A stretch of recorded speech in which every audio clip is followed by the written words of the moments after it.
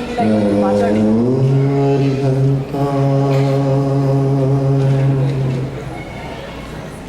नमो सिद्धाणु नमो आयर्याणु नमो वज्रायाणु नमो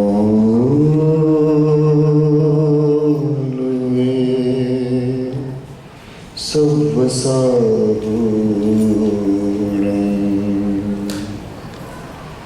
ऐसो पंचनमकारो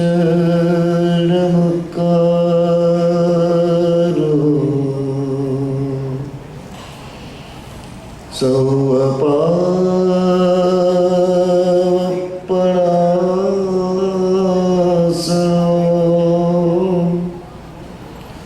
मंगलानो च सौवेशं परमं हवै मंगलम्।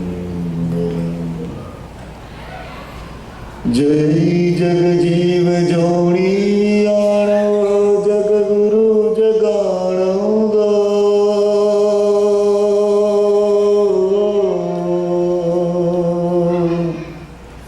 जगन्नाथ जगबंधु जय जगप्रिया महोभयम् जय सुहाणं पवोतिथ्यराणम् अपच्चिमो जय गुरुलोगाणो जय महप्पा महावीरो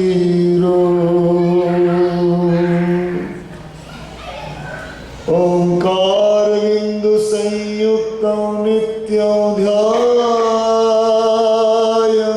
योगिनः कामदं मोक्षदं चैव ओंकाराय नमो नमः। अज्ञानतिमिरान्धानां ज्ञानं जनशलाकया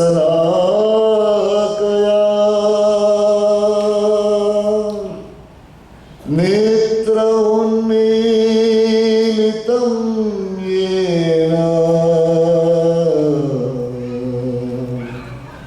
तस्मै श्री गुरुवे नमः।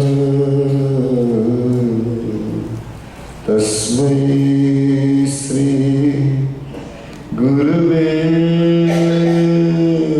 नमः।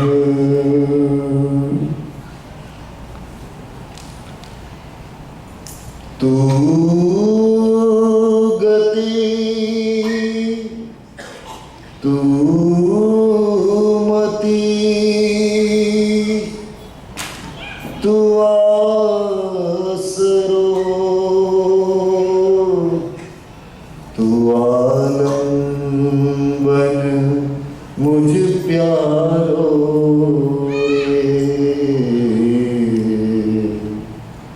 तू आलंबन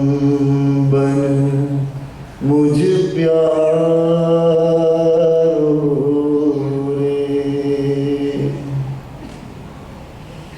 वाचक जस कहे माहरे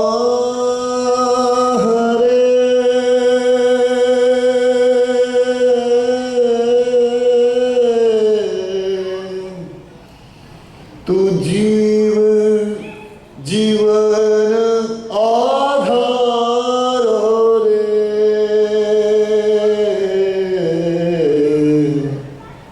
गिरुवारे गुण तुम तरा गिरुवारे गुण तुम तरा श्रीवर्ध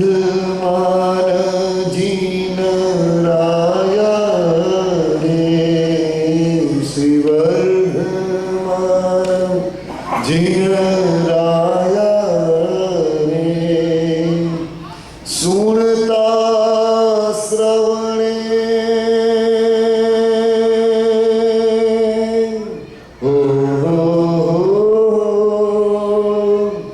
સુણતા શ્રવણે અમી ઝરે સુણતા શ્રવણે અમી ઝરે નિર્મળ થાય કાયા રે ગીરવા રે ગુણ તુમ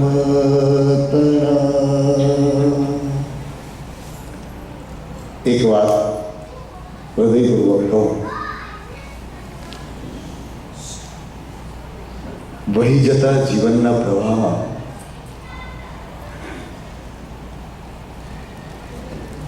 જ્યારે કેન્દ્રમાં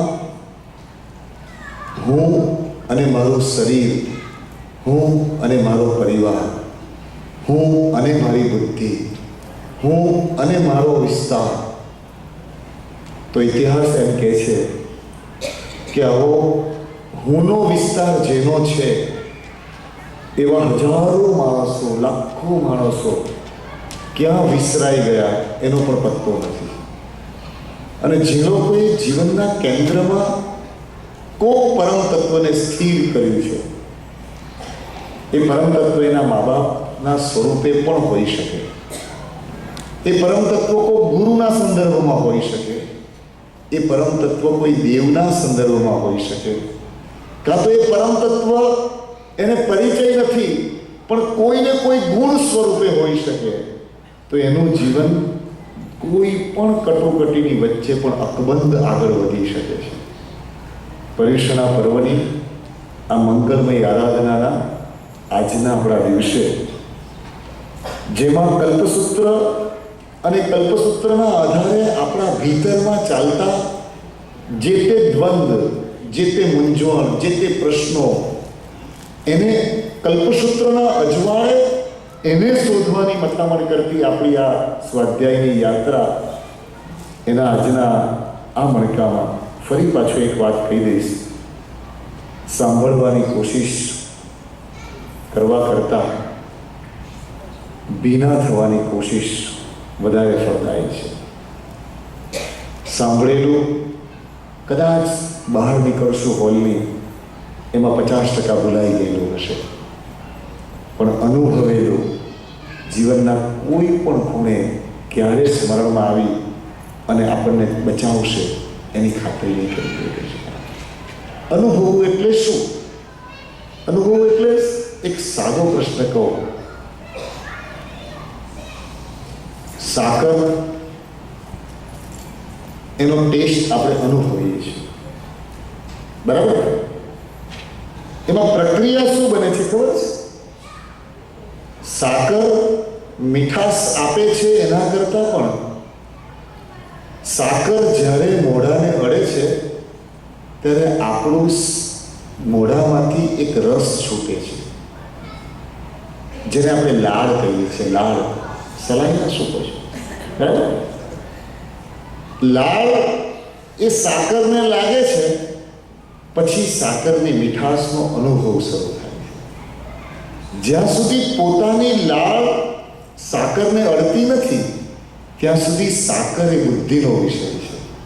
પણ જે ક્ષણે એ સાકર અને આપણી લાળ એનો જ્યારે સમન્વય થાય ત્યારે મીઠાશ શું કહેવાય એનો અનુભવ થાય છે. ધર્મ એ સાકર જેવો છે અને ધર્મ પાસે બહુમાનપૂર્વક જવું એ આપણી લાળ છે. ધર્મ પાસે બહુમાનપૂર્વક બેસવું એ આપણી લાળ છે. ક્યાંક આંખોમાં વિનાશ આવે, ક્યાંક હૃદયમાં સ્પંદન થાય કે નાથ તું જ આધાર, તું જ આધાર, તું જ આધાર. આવો એકવાર અંદરથી અવાજ ઉઠે અને પછી જુઓ કે બુદ્ધિના ક્ષેત્રમાં જે મથામણ કરીએ છીએ, સાકરનું વર્ણન કોઈ ગમે તેટલા પાના ભરીને પીએચડીની થીસીસ કરે તો એ થીસીસ લાઇબ્રેરીની શોભા આપે, એક ચા ન બનાવી શકે. એનો અર્થ એવો નથી કે પીએચડી ન કરવું એ ખોટો વિષય છે, પણ બુદ્ધિના ક્ષેત્રની મર્યાદા છે. અને હું તમને કહું, સંસારના ક્ષેત્રે પણ આપણો અનુભવ છે, જ્યારે ક્લાઇમેક્સની મોમેન્ટો જે પણ સંસારની આવતી હશે એમાં બુદ્ધિ શાંત થઈ ગયેલી હોય અને હૃદયને આગળ ધરાયેલું હોય. તમારી સાથે આ સ્વાધ્યાય કરતાં કરતાં અનેક વખત આવા સ્પંદનો મેં અનુભવ્યા છે. છેલ્લા 5 દિવસમાં જે ભગવાનની વાણી જે સ્વરૂપે લઈ શકાય, 2-3 વાર કદાચ આજે લઈ શકાય તો લેવાનો એક ભાવ આ નૌકાર ગણતી વખતે થયો છે. એક વાર એવું પૂછવાનું મન થાય કે કુમારપાળ રાજાની આરતીનો તમે ચડાવો, બહુ જ ઉલ્લાસપૂર્વક. હું થોડો શ્રમિક હતો, મેં થોડો આરામ કર્યો અંદર રૂમમાં. મને મન પણ થયું કે તમારા ઉલ્લાસના દર્શન કરવા બહાર આવું, પણ પછી એમ લાગ્યું કે કદાચ સ્વાધ્યાયની ક્ષણોમાં ચિત્ત અંદર એટલું સ્થિર હતું એટલે પછી એ ધારામાંથી હું બહાર ન પણ આવ્યો. પણ હું અહીંથી અત્યારે તમે જે રીતે બોલી બોલતા હતા એ બોલીના તમારો ઉલ્લાસ અને એ ઉલ્લાસની પાછળનો જે તમારો ભાવ, એને હું સૌથી પહેલાં પ્રણામ કરું છું. એક પ્રશ્ન પૂછું, કોણ કુમારપાળ મહારાજ? કેમ કુમારપાળ રાજાની આરતી? એનો શું ઉત્તર તમે આપશો? હા, આપણે બોલીએ છીએ કુમારપાળ રાજાની આરતી. મને ઈચ્છા થાય કે થોડું 2 મિનિટ 5 મિનિટ એ કોણ કુમારપાળ રાજા એને સમજવાની કોશિશ કરીએ. કેમ આરતીમાં શબ્દો મુકાઈ ગયા કે આરતી ઉતારી રાજા કુમારપાળે, તો બીજા બધા કોઈ આરતી ઉતારી જ નથી. હા, કોણ ઉત્તર આપશો? જો જૈન સંઘની શ્રદ્ધા કેવી, ખાલી નામ બોલ્યા અને તમે લગભગ 10-12 હજાર રૂપિયા કે સમથિંગ $10,000 કેટલું છે ને, $12,000 બોલી ઉલ્લાસભેર બોલ્યા. સાચું બોલજો, તમે જે બોલી બોલ્યા એમાં કુમારપાળ રાજાનું જ્ઞાન કામ કરી ગયું કે ધર્મ તત્વ પ્રત્યેની શ્રદ્ધા કામ કરી ગઈ? ધર્મ તત્વ પ્રત્યેની શ્રદ્ધા કામ કરી ગઈ કે કુમારપાળ મહારાજા કોણ છે એની માહિતી હતી એ કામ કરી ગયું? શ્રદ્ધા કામ કરી. એટલે ભગવાન કહે છે શ્રદ્ધાથી પ્રવેશ કરવાનો, પણ પછી બુદ્ધિથી સ્વીકાર કરવાનો, પછી બુદ્ધિથી તપાસ કરવાનો કે કોણ કુમારપાળ મહારાજા, કેમ એમનું નામ પ્રચલિત થયું, શા માટે આટલી બધી વીતેલા લગભગ 1100 વર્ષ. કુમારપાળ મહારાજાનો જે સમયગાળો છે એ લગભગ 1000 થી 1100 વર્ષનો ગાળો. ભગવાન મહાવીરના નિર્વાણ પછી લગભગ 900 વર્ષે કલિકાલ સર્વજ્ઞ હેમચંદ્ર સુરી મહારાજ થયા. અને હેમચંદ્ર સુરી મહારાજના સમયગાળામાં કુમારપાળ મહારાજા તો સ્વયં ક્ષત્રિય, લગભગ 50 વર્ષની ઉંમર સુધી તો ધર્મનો ધ નથી સાંભળ્યો. 50 વર્ષની ઉંમર સુધી તો પોતાના જીવનને બચાવવાને માટે ગલીએ ને શેરીએ અને જંગલમાં રખડ્યા છે, પોતાનો જીવ બચાવવા માટે. સિદ્ધરાજ જયસિંહ પાછળ પડ્યા છે અને સિદ્ધરાજ જયસિંહનું ફરમાન હતું કે કોઈ બી સ્થિતિમાં કુમારપાળને જીવતો યા મરદો એને હાજર કરો. અને એ સ્થિતિમાં કુમારપાળ રાજા પોતે ક્ષત્રિય અને એ ભંડાર એટલે ખંભાત અને બીજા બધા પ્રદેશોમાં ફરતા એક વખત એવું બન્યું કે કલિકાલ સર્વજ્ઞ હેમચંદ્ર સુરી મહારાજ એ ખંભાતના એક સ્થાનમાં નિરાજતા. કુમારપાળ મહારાજ સીધા દોડતા જીવ બચાવવા માટે એ સ્થાનમાં પ્રવેશે અને એ સ્થાનમાં પ્રવેશે તે વખતે સીધી ચીસ પાડે છે, કોક મને બચાવો, રાજાના સૈનિકો મને મારી નાખશે, કોક મને બચાવો. અને તે વખતે કલિકાલ સર્વજ્ઞ હેમચંદ્ર સુરી મહારાજ એને એટલા જ શબ્દો કહે છે, હે ગુજરાતનું ઉજ્જવળ ભાવિ, તમે નિશ્ચિંત થાઓ, અહીં તમને કાંઈ નહીં થાય. અને પછી જ્યાં પોતે બેઠા હતા તે નીચે ભંડારમાં કુમારપાળ રાજાને છુપાવે છે. કુમારપાળ રાજાની ઉપર બધા પુસ્તકોનો ઢગલો કરી દે છે અને વેરવિખેર પુસ્તકોનો આખો ઢગલો થઈ જાય એની અંદર છુપાવે છે.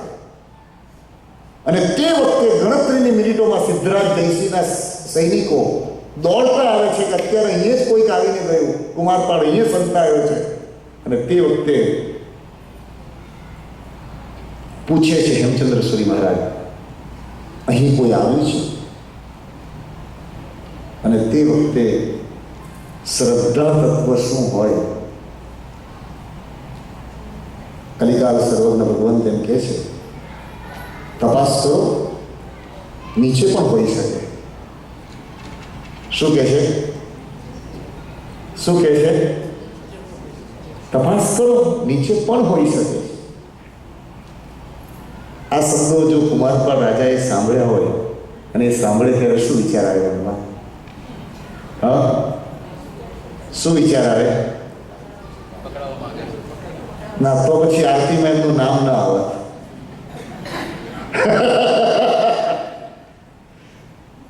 પેલા સૈનિકો નીચે જાય છે, ચારે બાજુ તપાસ કરે છે. પોતાના હાથમાં રહેલો ભાલો એ પુસ્તકમાં જુદી જુદી જગ્યાએ નાખે છે. નિશ્ચિત ભાવિ હતું, હાથમાં આવતા નથી, અહીંયા કોઈ નથી એવું સમજીને નીકળી જાય છે. થોડીક વાર થઈ અને સિદ્ધ કલિકાલ સર્વજ્ઞ ભગવંતે પુસ્તકો દૂર કરાવ્યા, ઊભા કર્યા, બેસાડ્યા અને પછી કહ્યું, તમારા હાથમાં ગુજરાતનું રાજ્ય છે અને આ દિવસે આ તારીખે તમે ગુજરાતના રાજા થશો. અને તે વખતે કુમારપાળ એમ કહે છે કે મને મારા પર ભરોસો નથી અને તમે કહો છો તે મુજબ જો હું રાજા થાઉં તો એ દિવસે મારા રાજ્ય ગુરુ તરીકે તમારે ત્યાં આવવું પડશે. આટલો સંવાદ થયો છે. અને પછી તો ઘટના એવી બની છે કે કુમારપાળ મહારાજ પોતે પણ પછીની રજળપાટમાં આ ઘટના ભૂલી ગયા છે. રાજા તરીકે થયા પણ ખરા, એમને યાદ આવ્યા નથી કલિકાલ સર્વજ્ઞ ભગવાન. આખો ઇતિહાસ એટલો રોમાંચક છે, એટલો રોમાંચક છે.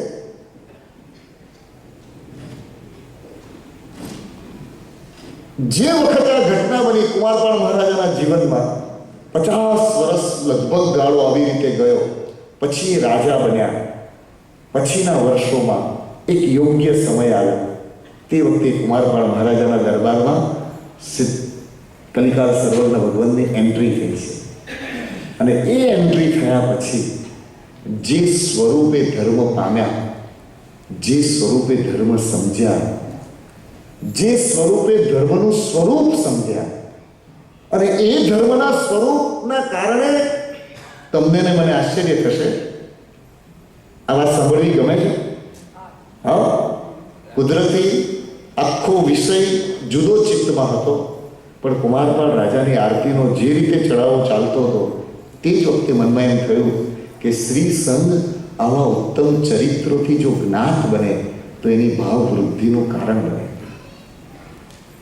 એ કુમારપાળ મહારાજા લગભગ 60 વર્ષની ઉંમરે તો એમણે જ્ઞાન શીખવાની શરૂઆત કરી છે, સંસ્કૃત શીખવાની શરૂઆત કરી છે, રાજ્યની બહાર સંભાળતા. અને યોગશાસ્ત્ર અને વિતરાગ સ્તોત્ર એમ કરીને યોગશાસ્ત્રના 12 પ્રકાશ એટલે ડિવિઝન અને વિતરાગ સ્તોત્રના 20 પ્રકાશ એમ કરીને 32 પ્રકાશ સવારે બ્રશ કરતા પહેલા 32 પ્રકાશનો તો સ્વાધ્યાય કરતા હતા. એમને સમય હતો, આપણી પાસે સમય નથી. જે કુમારપાળ રાજાનું નામ લઈએ છે એ કોણ કુમારપાળ રાજા? એ કુમારપાળ થયા કઈ રીતે? જે કુમારપાળ મહારાજાએ પોતાના શાસનકાળ દરમિયાન, હું તમને કહું,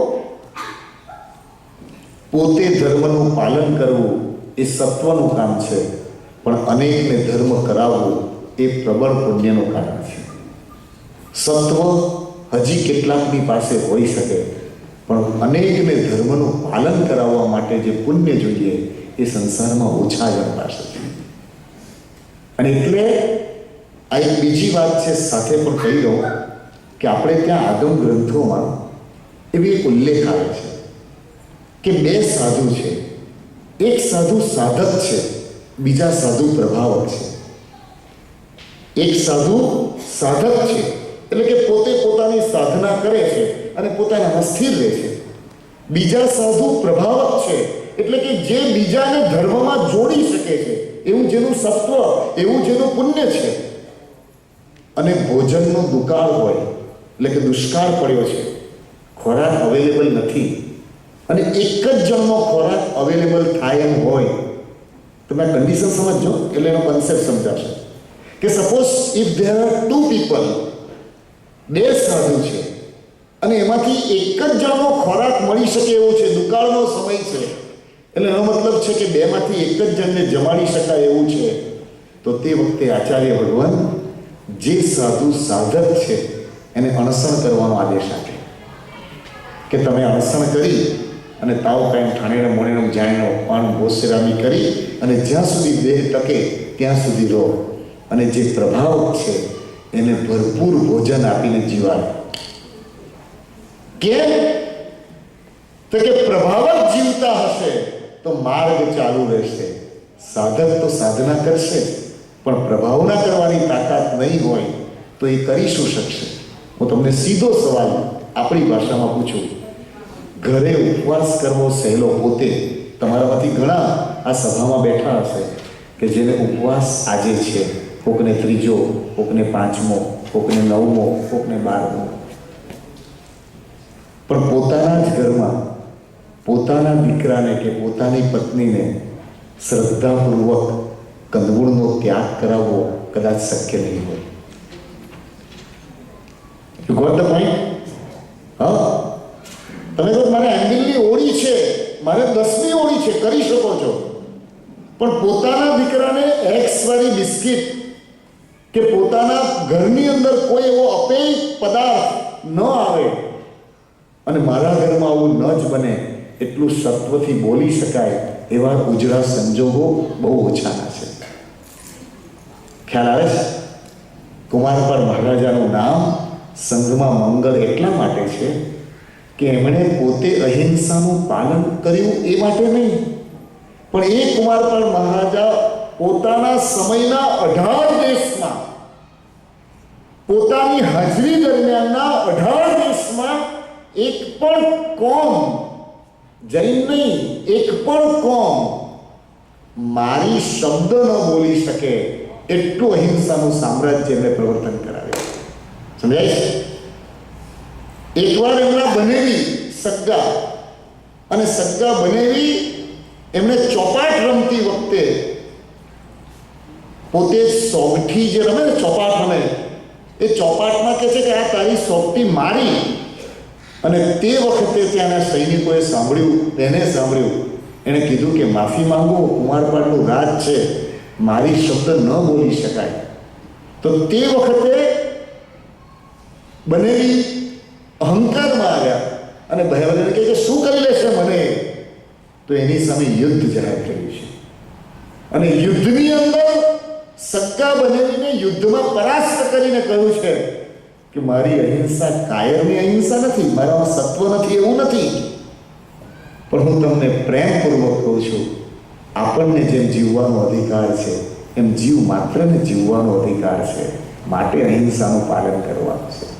અને તમને કદાચ આ વાતની ખબર હશે અને નહીં હોય તો જાણીને આનંદ થશે કે સંવત્સરની અંદર શ્રવણ ભગવાન મહાવીરે એક વાર્તાલાપ દરમિયાન એમ કહેલું કે હે મહારાજા શ્રેણી, મારી હાજરીમાં તું જે અહિંસાનું પાલન જે લેવલે નહીં કરી શકશે એના કરતાં ચડિયાતું પાલન કલિકાળ સર્વજ્ઞ હેમચંદ્રજીના સમયમાં કુમારપાળ નામના રાજા કરાવશે એનું હું તને વાત કરું છું.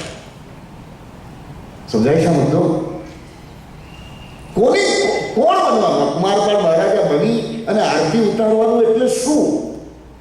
કુમારપાળ કેમ બન્યા? કુમારપાળ કેમ બન્યા? કે પૂર્વ ભવની અંદર એક શેઠને ત્યાં પોતે નોકર છે. શેઠ રોજ પૂજા કરે અને તે વખતે રોજ જુએ, અંદરથી આનંદ થાય, આનંદ થાય. પણ કોઈ દિવસ દેરાસર અંદર નથી ગયા, પણ જોઈને ખૂબ આનંદ થાય. એક દિવસ શેઠે કહ્યું કે લો ને, આ સામગ્રી લો, મારા વતી પૂજા કરો. ત્યારે પ્રણામ કર્યા છે, નહીં આપ કરો, મને બહુ ગમો છું.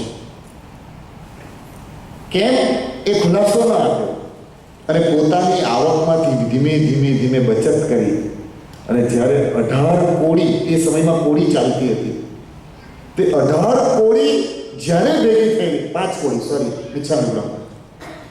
5 કોડી ભેગી થઈ. આપણી ભાષામાં કહીએ તો $5, આપણે જે ભાષામાં ચલણમાં વાત કરતા હોઈએ. અને મહેનતથી જે કંઈ પણ 5 કોડી ભેગી થઈ હતી, એ 5 કોડી લઈ અને એક માલણની પાસે જાય છે અને માલણને એમ કહે છે, મારી મહેનતના, મારા પરિશ્રમના અને પ્રામાણિકતાથી ઉત્પન્ન કરેલા પૈસા છે અને એના માટે તું એના મને પુષ્પ આપ. અને તે વખતે 18 પુષ્પ એને આપે છે. એ 18 પુષ્પ લઈ અને ચૈત્યમાં જાય છે અને 18 પુષ્પ લઈ અને એક પુષ્પ ચડાવતા આ પરમ ચૈત્યની સાથે એવા એકાકાર બન્યા. પુષ્પ જ્યાં શબ્દ ન બોલી શકાય એવી ફિલિંગ્સ પ્રગટ કરવા માટે અનિવાર્ય શરત છે પુષ્પ. કારણ તમને કહું, કોઈ મૃત્યુ પામ્યું છે અને એના શબ પાસે જવું છે, ત્યારે હાથમાં શું લઈ જઈએ છીએ? ફૂલ. યુવાન અવસ્થા છે, કોકને પ્રપોઝ કરવું છે, જ્યાં શબ્દ બાજુ પર છે, શું લઈ જઈએ છીએ? ફૂલ. આ કોઈ સામાન્ય વાતો નથી, પ્રાકૃતિક વ્યવસ્થાની વાત છે કે તમારે તમારા હૃદયની અંદર જાગતી લાગણીઓને રાઈટલી કોકની અંદર કન્સીવ કરવી હોય, કોઈકમાં ઉતારવી હોય, કોકને પહોંચાડવી હોય, તો પુષ્પ એ માધ્યમ છે કે જે તમારા હૃદયની અંદરની સંવેદનાને રાઈટલી પહોંચાડે. 18 પુષ્પ અને એ લઈને કલિકાળ સંબંધો કુમારપાળ મહારાજાનો જીવ જે સ્વરૂપે પ્રભુના ચૈતન્યને અને પ્રભુના ઐશ્વર્યને જે સ્વરૂપે એકાકાર બનીને 18 પુષ્પ ચડાવે છે, તે જ વખતે 18 રાજ્યના રાજા બનવાનું પુણ્ય ત્યાં ઉપાર્જન કરે છે. સમજાય છે આ મુદ્દો? પ્રશ્ન ઘણી વખત બુદ્ધિના સ્તરે અનનેસેસરી આપણે ખેંચાઈ જઈએ. આજે કુમાર મહારાજાની વાત નીકળી એટલે મૂળ વાત પર હવે આવો. આરતીમાં કેમ એમને જોડ્યા? આ ઘટના એટલી બધી રોમાંચક છે, આમાં તો કલાકો સુધી આનું પૃથક્કરણ કરવું જોઈએ, આનું એનાલિસિસ કરવું જોઈએ કે ખરેખર શું છે. તમને કહું, જ્ઞાન પૂજનનો વિષય આવશે તો આપણે કહીશું વાસ્કેપ તો ત્યાં મળી જશે. મુદ્દો સમજો. શેખે કહ્યું કે મારે સામગ્રી લે અને પૂજા કર, તો મૌન રહ્યા અને પોતાની પસીનાની, પોતાની મહેનતની 5 કોડી ભેગી થઈ, એનાથી પૂજા કરી. કારણ કે એક વાત નક્કી છે, જ્યાં પોતાપણાનો ભાવ ભળે નહીં ત્યાં સુધી કોઈ પણ ચીજનું પોતાનું પૂર્ણ સ્વરૂપ પ્રગટે નહીં. પોતાપણાની ભાવ એટલે શું કર્યું એમણે? આપણે ત્યાં સરસ શબ્દો લખ્યા છે. જે લોકોએ પૂજાની વિધિ કરી હશે એમને ખ્યાલ છે. અંગ વસન મન ભૂમિકા પૂજો પ્રકરણ સાર ન્યાય દ્રવ્ય વિધિ શુદ્ધતા શુદ્ધિ 7 પ્રકાર. ભગવાનની પૂજા કરવી છે તો કે 7 પ્રકારની શુદ્ધિ જોઈએ. આપણે ઘણીવાર અત્યારે સ્વદ્રવ્ય શબ્દ વાપરીએ છીએ કે આણે સ્વદ્રવ્યથી આમ કામ કર્યું, અને સ્વદ્રવ્યથી બંધાવ્યું, અને સ્વદ્રવ્યથી દેરાસર કર્યું.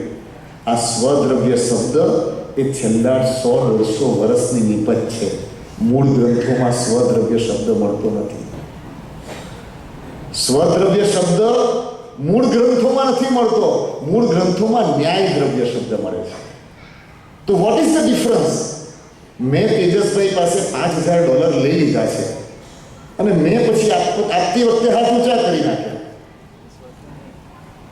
તો અત્યારે $5,000 મારા માટે તો સ્વદ્રવ્ય છે ને, કારણ કે મારી બેંક બેલેન્સમાં બોલે છે, મારી પાસે છે. પણ એ ન્યાય દ્રવ્ય નથી, મેં અણહકના લીધા છે. મેં કેવા લીધા છે? હું તમને કહું, વાત નીકળી એટલે એટલા બધા શું પ્રસંગો યાદ આવે. તમને ને મને આ જીવન કેટલું સુંદર છે એનો અહેસાસ થાય. મુંબઈમાં બનેલી એક ઘટના તમને કહું. વાલકેશ્વરની અંદર 2 ભાઈઓનો પરિવાર, અને એ 2 ભાઈઓના પરિવારમાં મોટો ભાઈ અને નાના ભાઈ વચ્ચે લગભગ 5 કે 7 વર્ષનો ડિફરન્સ, 7 વર્ષનો ડિફરન્સ. જે મોટા ભાઈના પત્ની, બહેનો ખોટું નહીં લગાડે પણ એક સત્ય ઘટના કહું, જનરલ સંસારનો એક અભ્યાસ કરતા એટલું લાગ્યું છે કે કોઈ પણ ઘર તર્યું છે તેનો આધાર પણ સ્ત્રી છે, અને કોઈ પણ ઘર ડૂબ્યું છે એનો બહુધા આધાર પણ સ્ત્રી છે. જો સ્ત્રી એના સ્ત્રી તત્વના ઉત્તમ ગુણોને પ્રગટ કરે છે તો ઘર આખું આબાદ બને છે, અને સ્ત્રી એની સ્વભાવગત મર્યાદાને આગળ કરે છે તો ઘર ધનોત્પનોત નીકળી જાય છે. અને એટલે આ ઘરમાં પણ એવું બન્યું. એણે પોતાના મોટા ભાઈની પત્ની એણે કહેવાનું શરૂ કર્યું કાનમાં રાત્રે, મહેનત બધી તમે કરો, અને ભાઈ આખો લઈ શું કરવા જાય? એ તો અત્યારે કોલેજથી ભણીને આવ્યો છે, આપણે સાથે નથી રહેવું, આપણે આપણી મહેનતનું જુદું કરી નાખો, આપણે આમ. અને એક વાત છે, એકની એક વાત 50 વાર 100 વાર કહેવામાં આવે એટલે પછી એ સત્ય બની જાય. બન્યું એવું, આ ઘટનાને લગભગ 12-13 વર્ષ થયા, 2000 આસપાસની વાત. એક દિવસ મોટા ભાઈએ નાના ભાઈને બોલાવીને કહ્યું કે આપણે છૂટા થવું છે. એટલે નાના ભાઈએ કહ્યું કે ભાઈ અચાનક કંઈ કામ, મારી કંઈ ભૂલ થઈ ગઈ, આપણે પ્રેમથી જીવીએ છીએ, શું જરૂર છે? અને તે વખતે મોટા ભાઈએ જવાબ તો આપી શકાય એવું હતું નહીં. ના, મારું મન થઈ ગયું છે, હવે આપણે છૂટા પડી ગયું છે. એટલે નાના ભાઈએ પૂછ્યું, નક્કી? તો કે હા નક્કી.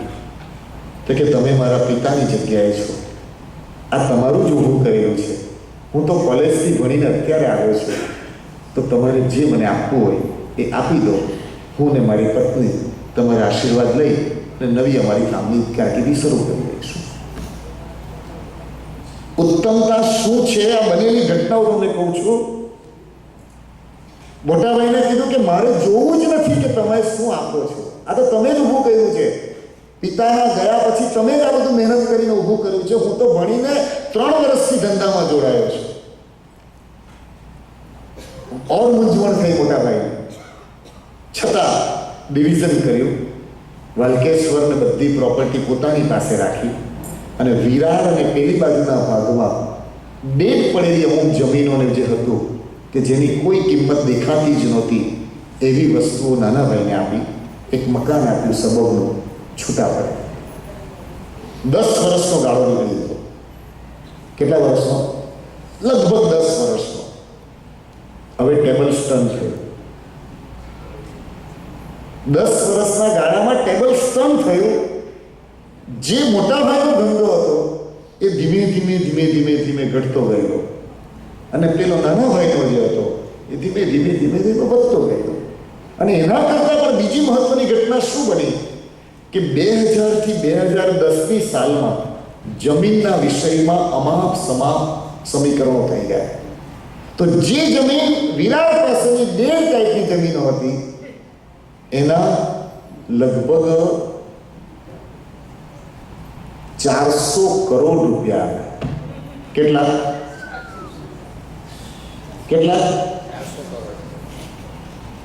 હેમંતભાઈ, વાત હજી હવે કરવી છે મારે તમને. 400 કરોડ આવ્યા પછી જે વખતે ડીલ પૂરું થયું પછી પતિ અને પત્ની ઘરે બેઠા છે, નાના ભાઈ, અને બંને વિચારે છે કે આની પર આપણો હક કેટલો.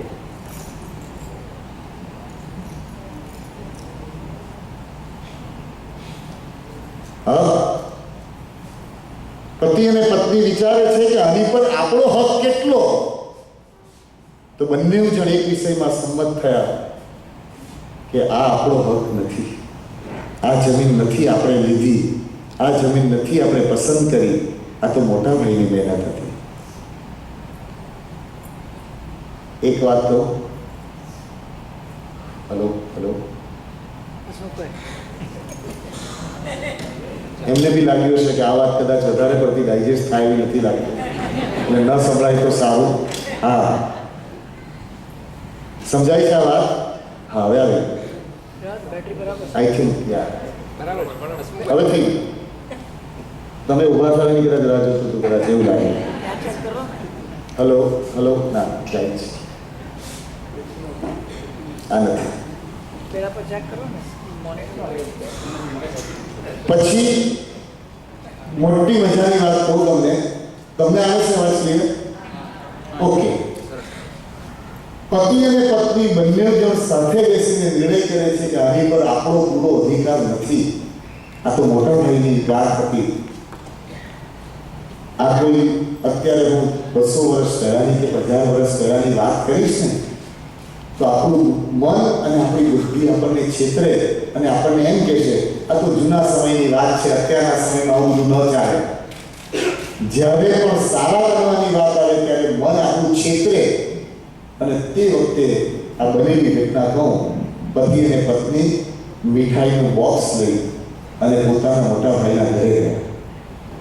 અને મેં મોટા ભાઈના ઘરે જઈ અને મોટા ભાઈને જઈને વિનંતી કરીને કહ્યું કે એક સમાચાર તમને આપવા છે.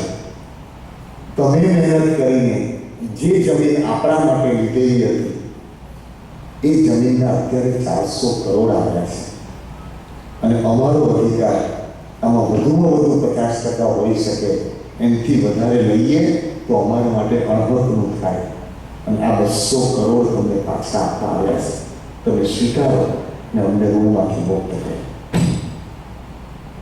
હા ગુલભાઈ, બુદ્ધિમાં બેસે? હા, ઓનેસ્ટલી બુદ્ધિમાં બેસે? વિચાર કરીએ તો પણ અઘરું લાગે. પ્રશ્ન એમાઉન્ટનો નથી, પ્રશ્ન ક્લેરિટીનો છે કે આ મારો હક કેટલો. હું તમને કહું, આખી જિંદગી આપણને મોટે ભાગે એવું લાગ્યું છે કે મને મારી પાત્રતા કરતાં બહુ ઓછું મળ્યું છે, પણ વાસ્તવિક રીતે નિરીક્ષણ કરશું ત્યારે ખબર પડશે કે આપણા મા બાપે, આપણા ભાઈએ, આપણી પત્નીએ અને આપણા દીકરાઓએ આપણને આપણી લાયકાત કરતાં ઘણું વધારે આપ્યું છે. આપણી લાયકાત અંદર આપણને ખબર છે. હા, આપણી લાયકાત અંદર આપણને ખબર છે કે હાઉ ડિઝર્વ, કેટલા ડિઝર્વ આપણે, કેટલા આપવા.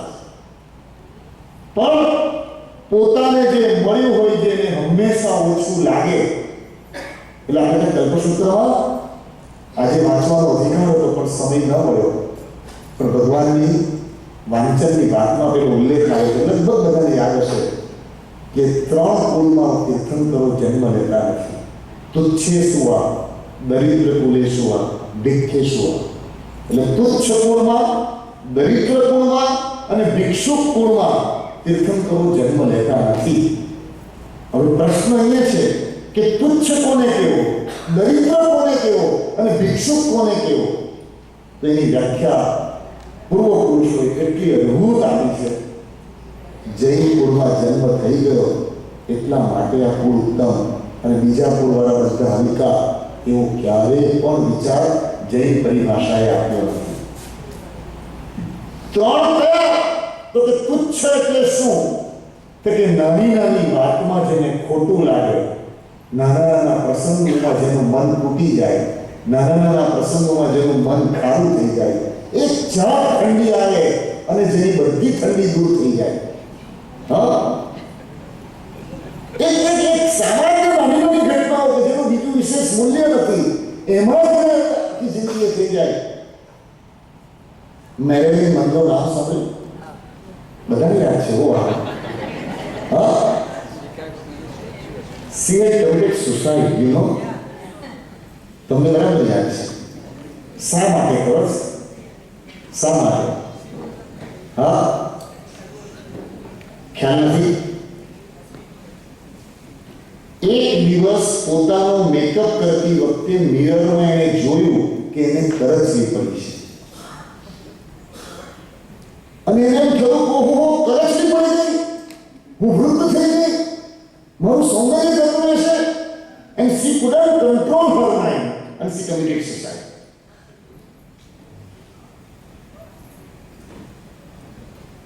It's a fact. નાની નાની બાબતો, નાની નાની ઘટનાઓ, અને હું તમને કહું, આ નિરીક્ષણ કરશું ત્યારે ખબર પડશે કે કેવા ભગવાન મળ્યા છે આપણને, કેવું સ્વરૂપ મળ્યું છે આપણને, કઈ પરંપરા મળી છે આપણને. અને એટલે ત્રણ શબ્દ જે વપરાય છે, એક તુચ્છ કુળ. તુચ્છ એટલે જેને નાની નાની બાબતમાં મન તૂટી જાય. બીજું દરિદ્ર કુળ. દરિદ્ર કુળ એટલે શું? દરિદ્ર કુળ એટલે શું? હા, હા, આર્થિક રીતે પૂરતું ન હોય. તેજસભાઈ, અભિનંદન. આર્થિક રીતે પૂરતુંની વ્યાખ્યા શું? આર્થિક રીતે પૂરતુંની વ્યાખ્યા શું? પરિવારને પોષી ન શકો. બહુ જ ઉપરના સ્તરે વિચાર્યું છે. ખોટું નથી, પણ બહુ ઉપરના સ્તરે વિચાર્યું છે.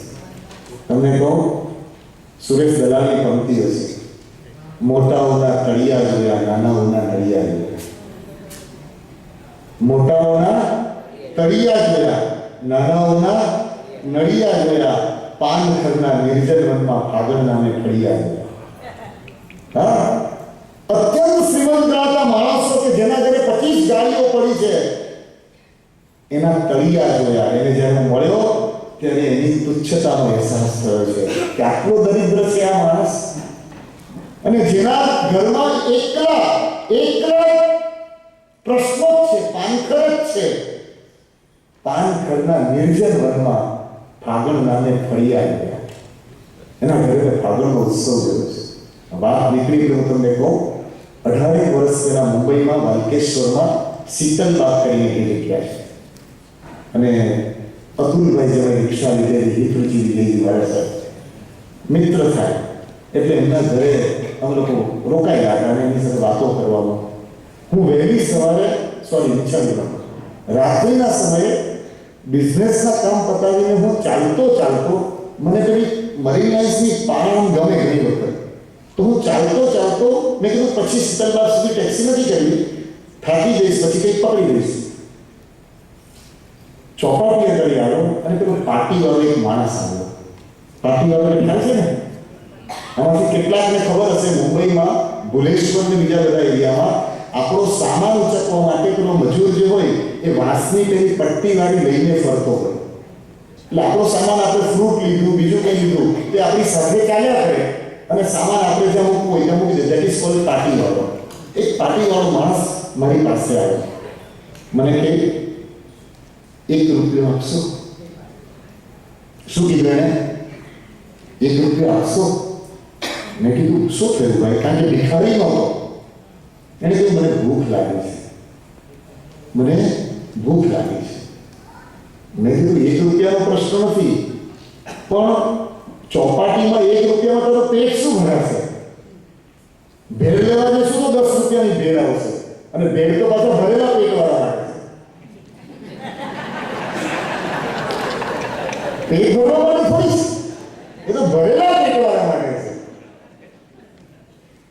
એટલે મેં સ્વાભાવિક એને પૂછ્યું કે દોસ્ત, જમવું હોય તો પૂરું જમી લે, પણ મને કે શેઠ, સવારથી ફર્યો છું, 1 રૂપિયાની મજૂરી મળી નથી અને ભૂખ બહુ લાગી છે. 1 જ રૂપિયો આપશો તો મારું પેટ ભરાઈ જશે. એની બોલવામાં જે સચ્ચાઈ હતી ને, એ સચ્ચાઈ એવી સ્પર્શી ગઈ. એટલે મેં કીધું, આ 2 રૂપિયા. પણ મને કહેતો ખરો કે પેટ કેવી રીતે ભરશો? મને કે 2 રૂપિયા નથી જોઈતા સાહેબ, 1 જ રૂપિયા જોઈએ. તમે ચાલો મારી સાથે. હું એની સાથે દરિયાનો જે ચોપાટીનો ભાગ, જે ભેલપુરી વાળા બધા ઉભા રહે છે ને, એની પાછળના ભાગમાં માછીમારોના ઝૂંપડાઓ છે. મને અંદર લઈ ગયો. રાતનો લગભગ 10:30નો સમય. મને અંદર લઈ ગયો અને ત્યાં મેં જોયું કે એક ઝૂંપડું જેવું હતું. એની બહાર એક તપેલું મૂકેલું હતું. પંચકૂટી દાળ બનતી હતી અને જાડા રોટલા હતા અને એક માણસ ત્યાં બેઠેલો હતો.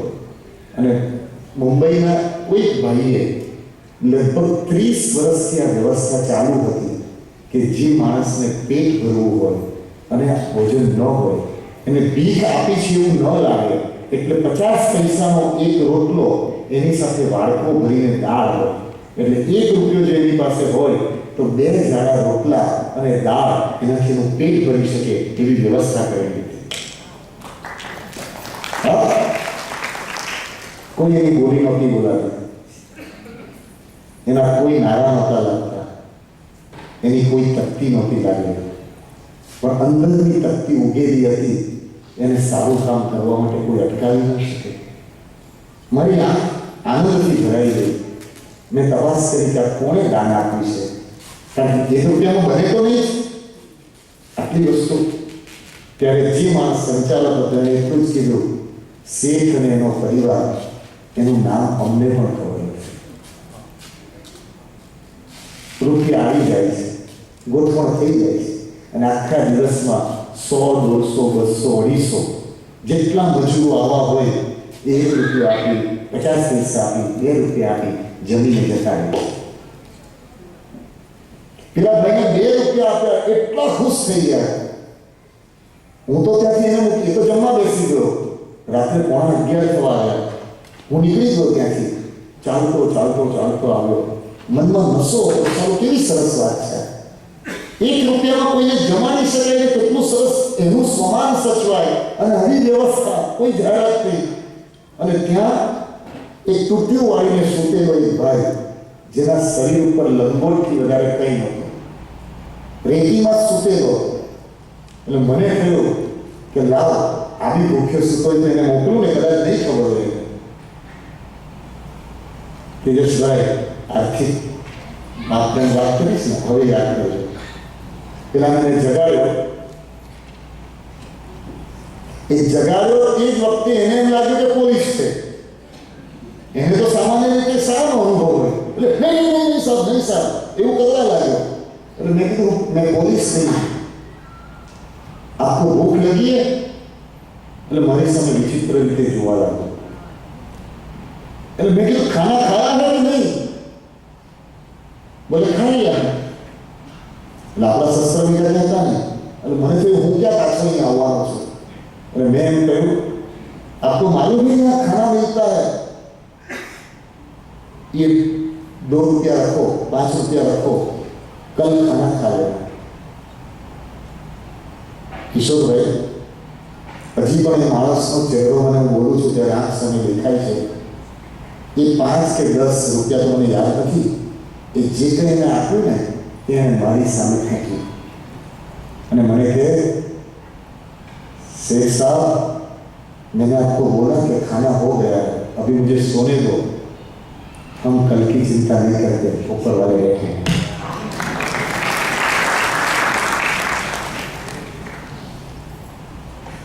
हाँ, हम कल की चिंता नहीं करते, ऊपर वाले बैठे हैं. आने शू कहो गरीब? हाँ, गरीब.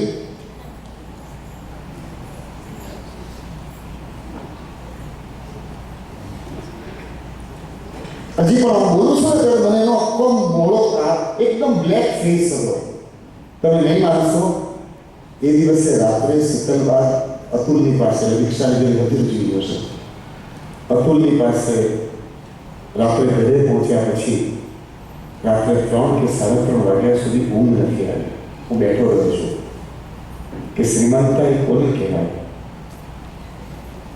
સાત પેઢી જમી શકે એટલું હોવા છતાં એક પેઢીનું ઠેકાણું નથી, અને સાત પેઢી જમી શકે એટલું થયા પછી પણ અર્થની લાલસા છૂટતી નથી. અને ધર્મના ક્ષેત્રમાંથી વાપરવાનું આવે તો જાણે કૂતરાને બટકું નાખતા હોય એમ નાખીએ અને સ્વમાનના અને પતકતીના મોટા મોટા એ કરીએ. રીતસર આ માણસોને જોઈએ ત્યારે ખબર પડે કે શ્રીમંતાઈ શું છે. એટલે તુચ્છની વ્યાખ્યા શું કરી? જેને નાની નાની વાતમાં ઓછું આવે એ તુચ્છ, અને જેને દરિદ્ર એટલે જેને પોતાની પાસે હોય એ ઓછું લાગે એ દરિદ્ર. અને ત્રીજું કૃપણ, જે પોતાની પાસે છે એ ચાલ્યું ન જાય એવો જેનો ભાવ એ કૃપણ. આવા હૃદયમાં તીર્થંકરોનો જન્મ થતો નથી, ધર્મનું પ્રકટીકરણ થતું નથી. વાત બસ ઉભા થઈએ. હું ક્યારનો મને વિચારી આવતો હતો કે 5 કલાક અડધો કલાક વાત કરીને ઉભો થઈ જઈશ, કારણ તમે કેટલા દૂરથી ક્યાંથી આવો, કલાક તમને જવાનો સમય થાય. પણ પછી પાછા મને આવીને કહેવા હતા કે આજે મારે ફ્રાઈડે ઇવનિંગ છે, વાંધો નથી મને.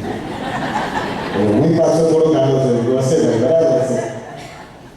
પણ હૃદયથી કહું, વાત હજી અધૂરી રહી છે આપણી. હા, કહી દો શનિવાર છે.